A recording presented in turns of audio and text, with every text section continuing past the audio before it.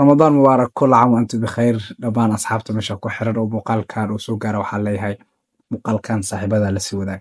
Bisha barakaysan ee Ramadaan kaliya lagama soomo cuntada ee waxaa qasab oo muhiima inaad ka soonto wax walba oo soonkaaga ajirkiisa kaa tiri kara, wax walba oo soonka kaa burin kara, wax walba oo markaasi oo xaaraan oo Ilaahi subxaanahu wa tacaala kaa xirmay waxaa muhiim inaad iska ilaaliso. يعني waxyaabaha qaar soonka ajir la'aan bay ka dhigaan sida xanta oo kale, cayda oo kale, iyo maaragtay meelaha xun oo indhahaaga aad ku fiiriso oo kale. waxyaabahaas waxay ku keenayaan soonkaa bil ajar bay dhigayaan. Haddii aad quraan akhristaa, salaada, wardiga maaragtay aad badisane soonkaaga ajirkiisa iyo markaasi aad ka heli lahaydna kor buu u qaadaya, darajada soonkaaga kor buu u kacaya. Haddii aad cuntada iyo sharaabka iyo cabitaanka aad iska dayso balse aad xanta iyo laadhuuga iyo geemka iyo aad iska ciyaaraysana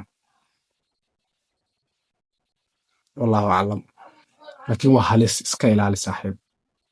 Ramadaan mubaarak, kul caam wa antum bikhayr. Ilaahay ramadaankan nabad ha noogu dhammeeyo.